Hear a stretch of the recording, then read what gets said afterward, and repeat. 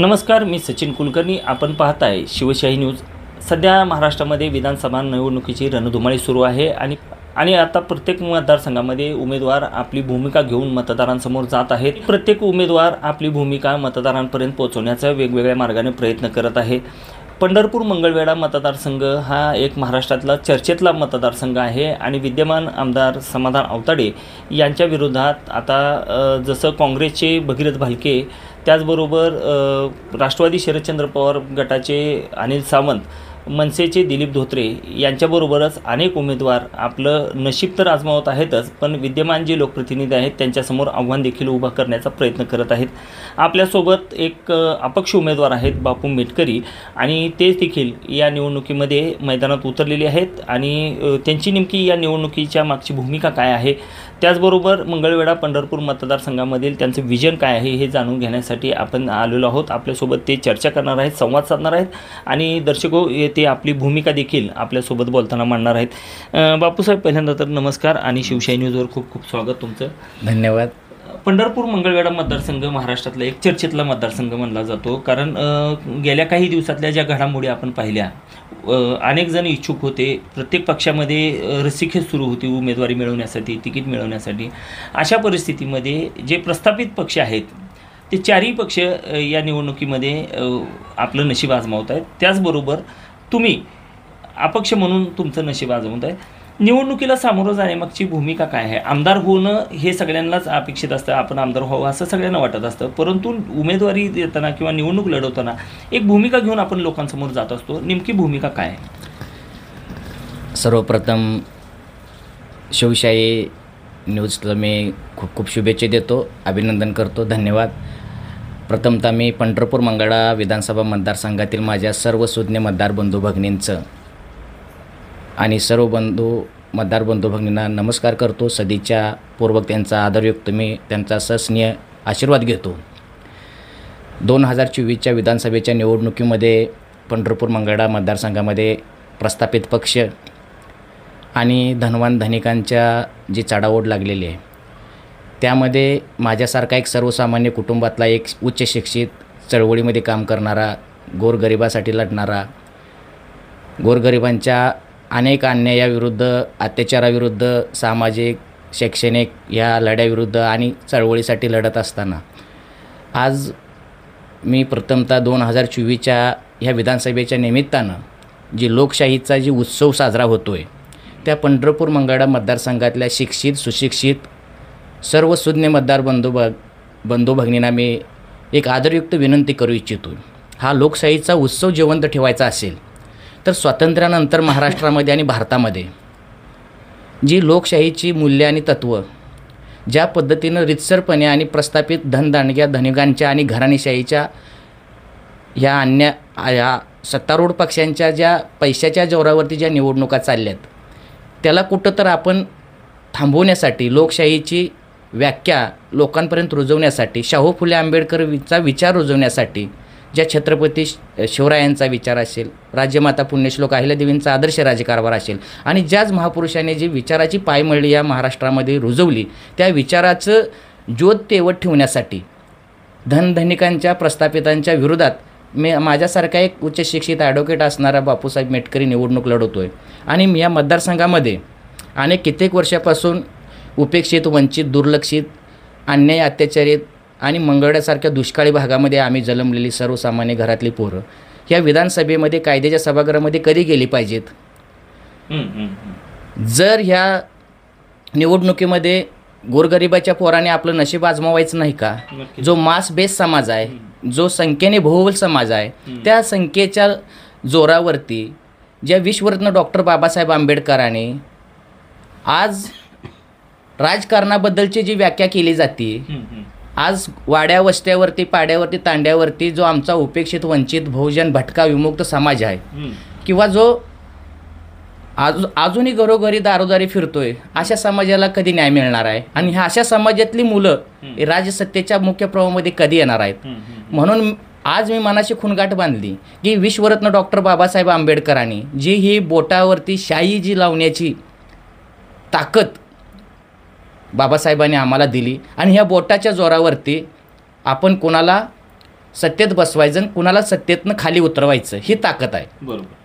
त्यामुळं माझ्यासारख्या कार्यकर्त्याला सर्वसामान्य आणि जी शिक्षण ही क्रांतीचं मूळ आहे, त्यामुळं शिक्षणाच्या जोरावरती जर आमच्या पिढ्या जर ह्या ठिकाणी रूरलमध्ये, राज्यसत्तेमध्ये, समाजकारणामध्ये, अर्थकारणामध्ये, शैक्षणिक धोरणामध्ये जर येऊ पाहत असतील तर माझं ह्या मतदार बंधू भगिनींना विनंती आहे की धनवान कुठून आले, आपल्या मनामध्ये जे न्यूनगंड झाला आहे की एक नरेटिव्ह झाला आहे किंवा आपल्या एक मनस्थिती अशा पद्धतीची झाली आहे की राजकारण हे मोठ्याचं काम आहे किंवा पैसेवाल्याचं काम आहे किंवा मोठ्या पैसेवाल्यांची काम आहेत. मग मला माझ्या ह्या मतदार संघातल्या माझ्या बांधवांना, शिक्षित सुशिक्षित सर्व सुज्ञ मतदार बांधव एकच विनंती करायची आहे, हे मोठे कुठून झाले, बोटावरती तुम्ही यांना मोठं केलं, त्याच बोटामध्ये ताकद आहे यांना छोटं पण करायचं.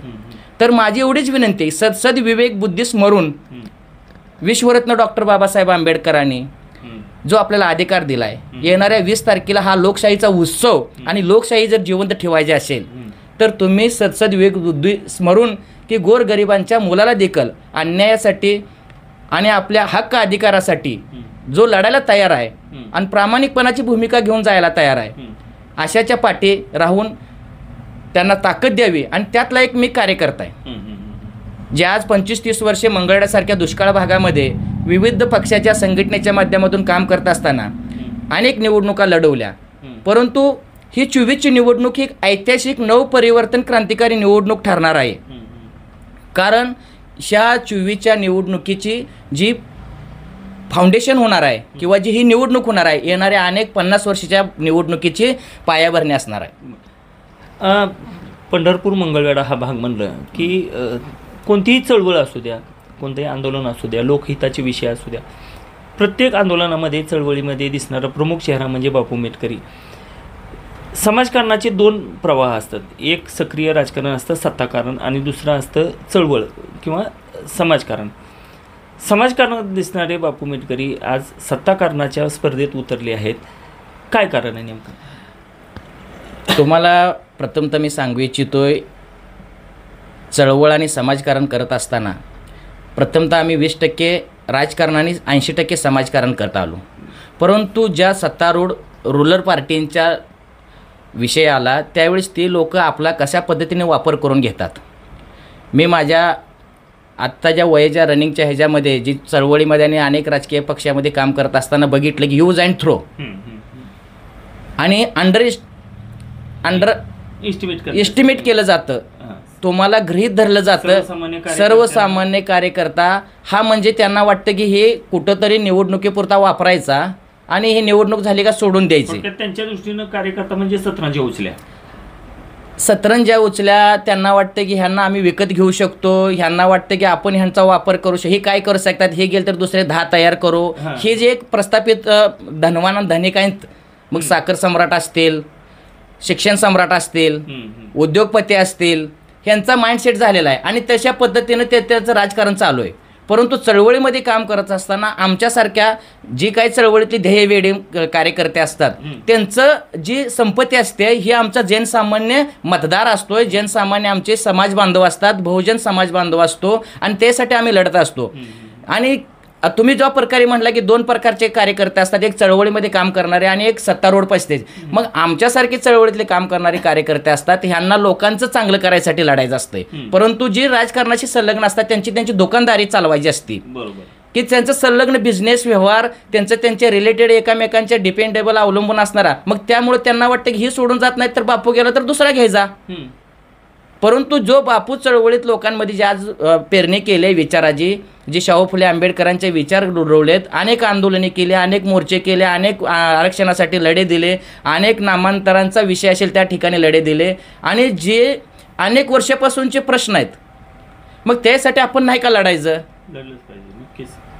मग आमच्यासारख्या कार्यकर्त्यांनी आज स्वातंत्र्यापासून जी प्रस्थापित व्यवस्थित घडी झालेली आहे, एक 5 ते 7% समाज आहे, प्रस्थापित समाज म्हणून त्याला एक वेगळा वैशिष्ट्य वर्ग तयार झाला आहे. मग त्यामध्ये तो कोणत्याही जाती वगैरे ह्याच्यावरती बोलायचं नाही, परंतु राजकारणी हा एक वर्ग झाला आहे आणि तो वर्ग ह्या उपेक्षित, वंचित, दुर्लक्षित ह्या समाजाला विकत घेऊन राजकारण करण्याची पद्धत करतोय. तर सर्वसामान्य जो समाज, बहुजन समाज आहेत, उपेक्षित, वंचित आहेत किंवा जो आमचा शिकले सवरलेला समाज बांधव आहे, परंतु मनस्थिती म्हणतो ना एक बौद्धिक मशागत आणि एक माणसाचं जे भीतीयुक्त जी राजकारणाची पद्धत तयार झाली की राजकारण आपलं काम नाही बाबा, सर्वसामान्य माणसाला जे वाटतं त्यातून बाहेर काढण्यासाठी त्या प्रवृत्तीतून. हां, मग मला सांगा, मग पैसे कमवायचे कुठून आणि पैसे कमवणारे कोण करतोय? त्यांना आमदार कोणी केलं, त्यांना खासदार कोणी केलं आणि त्यांना त्या गादीवर बसवल्यानंतर पैसा मिळवण्याचं त्यांचं साधन होतंय.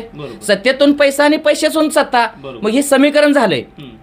ठीक आहे, आज मी बोलतोय म्हणून प्रत्येक सगळेजण सांगतात, परंतु जर तुम्हाला मग हे समीकरण बदलायचं असेल तर सर्वसामान्य चळवळीतल्या, सर्वसामान्य ध्येयासाठी लढणाऱ्या, सर्व ध्येय वेड्या अशा तरुणांच्या चळवळीतल्या अभ्यासू, विचारवंत, संघर्षमय लढवय्याच्या मागं तुम्ही सदसद विवेकबुद्धींनी पाठीमागे राहावं आणि त्यातून क्रांती घडवावी. आणि आपल्या हक्काची माणसं ज्या दिवशी विधान भवनामध्ये जातील, लोकसभेमध्ये जातील, त्यावेळेसच क्रांती घडेल. अन्यथा तुम्ही जर म्हणता असाल की बापू मिटकर लढतो, ह्याच्याकडे पैसा आहे का, ह्याच्याकडे गाडी आहे का, ह्याच्याकडे घोडा आहे का, मग ज्याला तुम्ही आमदार केलं त्या लोकांकडे गाडी घोडं कुठून आलं? तुम्हीच त्यांना पहिल्यांदा सत्तेत खुर्चीत बसवलं आणि त्यांचीच भीती तुम्ही परत तुमच्या मनामध्ये ठेवताय. तर ही भीती काढून आपण मतदान लोकशाहीचा उत्सव साजरा केला पाहिजे. आता तुम्ही जेव्हा निवडणुकीला सामोरं जात आहे, आता प्रस्थापित पक्षांचे प्रतिनिधी, प्रस्थापित पक्षाचे उमेदवार तर आहेतच तुमच्यासमोर, सगळ्या राजकीय विचारधारांचे उमेदवार आहेत. मग स्वतंत्रपणे बापू मिटकरींची उमेदवारी का? पहिला प्रश्न. त्याचा ते पोटप्रश्न असा आहे की लोकांनी तुम्हाला मतदान का करावं? नेमकी काय लोकांना काय तुम्ही विजन देताय की बाबा ज्यामुळे ते तुम्हाला मतदान करू शकतील? प्रथमतः जो प्रश्न तुम्ही मला विचारला तो प्रश्न मुळात आमच्यासारख्या जे स्वातंत्र्यापासून जे आम्ही बघत आलो, आजोबांचं पिढी ऐकली, वडिलांची पिढी बघितली आणि आमची पिढी बघितली, जे माझ्या भागातली, माझ्या मतदारसंघातल्या, माझ्या भागातल्या जे समस्या आहेत ह्याचं जे निराकरण व्हायला पाहिजे होतं, परंतु ह्याच्यावरती राजकारण केलं गेलं आणि राजकारणा करत करत अनेक पिढ्या अशाच ह्या दुष्काळी ग्रस्त भागात असतील, लाईट, पाणी, रस्ते असतील किंवा जी अंतिम स्वरूपच्या आरोग्याच्या सुविधा असतील किंवा शैक्षणिक बाबतीतच्या सुविधा असतील, असं मंगळवेढा पंढरपूर मतदारसंघामध्ये जी एक विजनरी किंवा एक दूरदृष्टिकोनातलं जी कामं व्हायला पाहिजे होती ती कामं मुळात झालेली नाहीत. आणि मी निवडणूक लढवतोय म्हणजे जो समाज, जो वर्ग कधी राजकारणामध्ये जी विश्वरत्न डॉक्टर बाबासाहेब आंबेडकरांनी जी पहिला राजा राणीच्या पोटातून येत होता, परंतु आताचा राजा हा मतदारांच्या मतपेटीतून येतोय, परंतु मतपेटीतल्या त्या मतदारांनाच आपला राजा घडवायचा आणि तिथं बसवायचा ही दाखवाव्य म्हणून बापू मिटकर ही निवडणूक लढवतोय. आणखी एक जाता जाता प्रश्न असा आहे की आपण पाहतोय निवडणुका येतात जातात, स्वातंत्र्यापासून निवडणुकीचे मुद्दे तेच आहेत: वीज, रस्ते, पाणी, शिक्षण आणि आरोग्य. गेल्या 70 वर्षामध्ये हे प्रश्न संपून समोर येणाऱ्या आधुनिक काळातल्या दुसऱ्या प्रश्नांना आपण सामोरं जायला पाहिजे होतं, पण आज 21व्या शतकातही निवडणुकांचे मुद्दे तेच आहेत: वीज, रस्ते, पाणी. मग एवढ्या वर्षात आपण काय प्रगती केली? साहेब, मी ज्यावेळेस आता तुम्हाला तुम्ही आता ही रस्ते, लाईट, पाणी आणि विषय आता तुम्ही मला प्रश्न विचारला, खेदानं म्हणावं वाटते साहेब. ज्यावेळेस मी 1992 साली 5वी नंदीश्वरला शाळेला जात होतो त्यावेळेचा रस्ता आणि आत्ताच्या रस्त्यामध्ये, आता मी टीका वगैरे करतोय वगैरे असा ह्या भाग नाही, परंतु जर रिअल सत्यता जर तुम्ही चेक केली तर जे त्यावेळेचे रस्ते होते अशाच पद्धतीच्या रस्त्याची जर कामं होत असतील अजूनही तसेच आहेत. आताच सध्याला ह्या निवडणुकीमध्ये तुम्ही जे काय बघता असाल तर तुम्ही एक रिॲलिटी चेक म्हणून तुम्ही उद्या जावा आणि व्हिडिओ शूट करा. मग हे कामं जर अशा पद्धतीने करणारे टेंडरदार आजपर्यंतचे, कॉन्ट्रॅक्टदार, ठेकेदार किंवा मग ह्या कुणाला जगवायचं आहे? जर आता पडोळकरवाडीपासून जर तुम्ही यायला लागला तर त्या बांधवांचं तुम्ही वास्तविकता चेक करा. मी एक उमेदवार आहे म्हणून कुणावरती बोलतोय किंवा असेतला नाही, हा झाला रस्त्याचा विषय.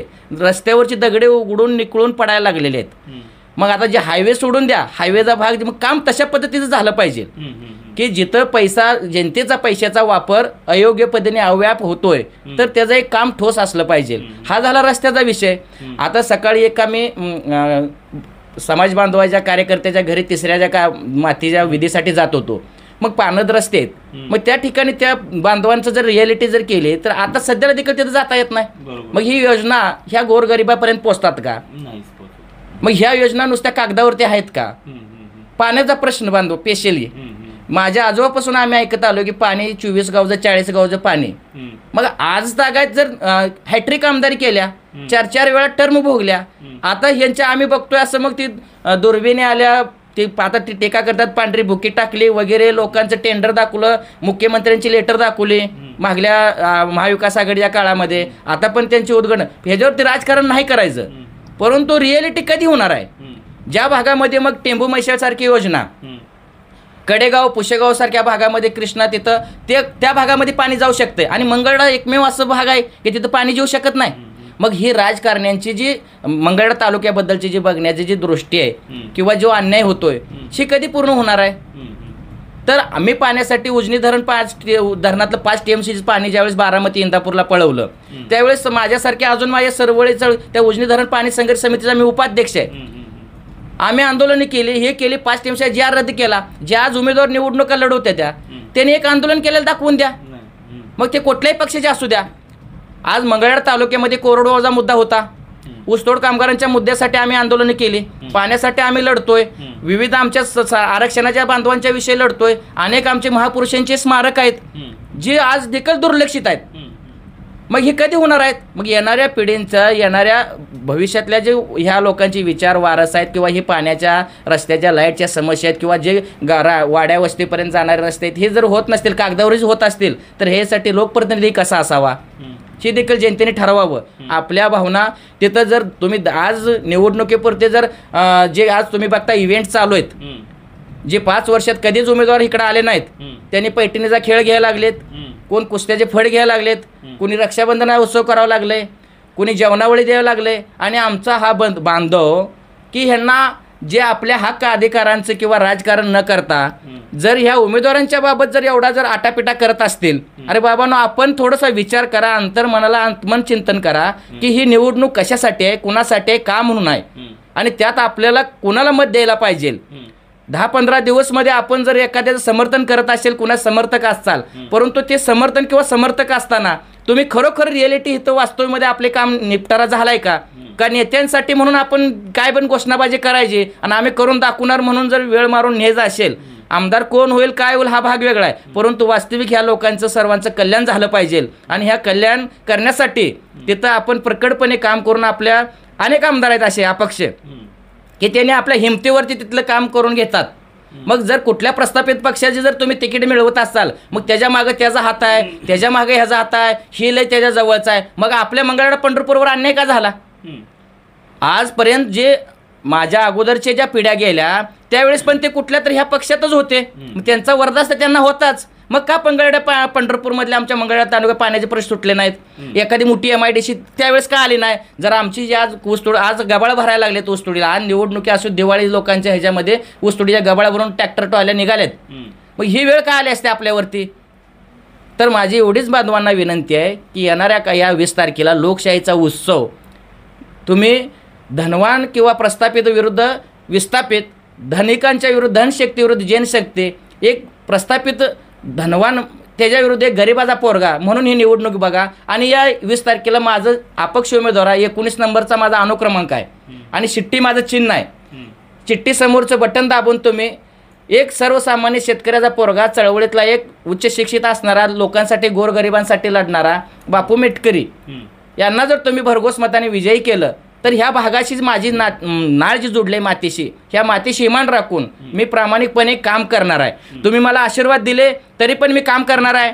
तुमच्या ह्या शुभ आशीर्वादाच्या जोरावर अनेक मला लढायला बळ मिळणार आहे. त्यामुळं मला तुम्ही जास्तीत जास्त मताधिक्य देऊन 20 तारखेला शिट्टी या चिन्हासमोरील बटन दाबून तुम्ही मला भरघोस मताधिक्य द्याल. धनवानांना नाकारून एक गरिबाचा सामान्यातल्या पोराला तुम्ही निवडून द्याल. मी पहिल्यापासून सांगतोय, भारत हा धनवानापेक्षा ज्ञानवंताला मानत आलेला आहे. त्यामुळे धनवानापेक्षा ज्ञानवंताला मानून आणि अभ्यासांती आपण ज्यावेळेस निवडणूक लढवायला उतरलोय, एवढाच तुम्ही माझा विचार करावा की एक हा बापू मेटकरी तुम्हाला सांगू इच्छितोय की ह्या पुढलं देखील जीवन ह्या मंगळवेढा पंढरपूरकरांच्या जनतेसाठी समर्पित करायला तयार आहे आणि करणार आहे.